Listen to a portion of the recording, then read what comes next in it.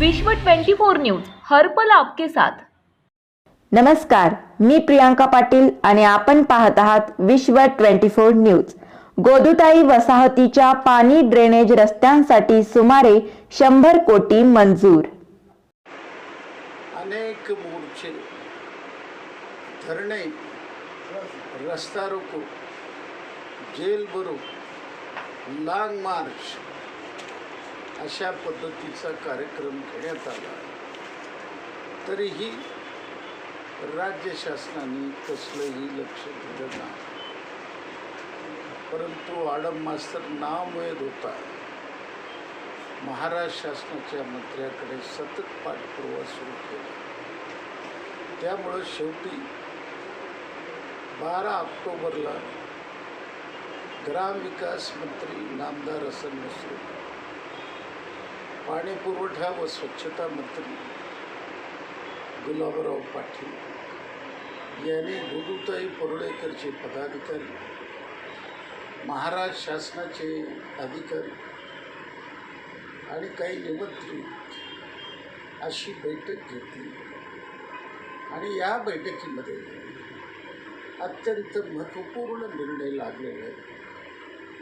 पिण्याच्या पाण्याकरता 30 कोटी रुपये, ड्रेनेज करता 60 कोटी रुपये, रस्त्याकरता 1,49 लाख रुपये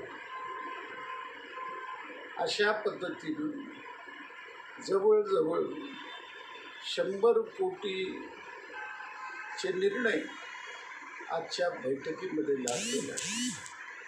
त्यामुळे आजच्या बैठकीला आलेल्या महिला घेऊन गेलेल्या होत्या आणि दोन्ही मंत्री महोदयांनी अधिकाऱ्यांना सांगितले, कोणत्याही परिस्थितीत इस्टिमेट मंजूर करून सगळ्या पातळीवरची मान्यता घेऊन आचारसंहितेच्या अगोदर हे काम सुरू करू आणि कसल्या अडचणी आले त्या क्षणाला आम्हाला तुम्ही संपर्क साधा, त्या पद्धतीनं तुम्हाला ताबडतोबीनं शासनाकडून तुम्हाला निर्णय दिला जाईल। म्हणून डिसेंबर अखेरपर्यंत आचारसंहितेच्या अगोदर गोदुताईमध्ये या मूलभूत सुविधेसंबंधीचा निर्णय लागला।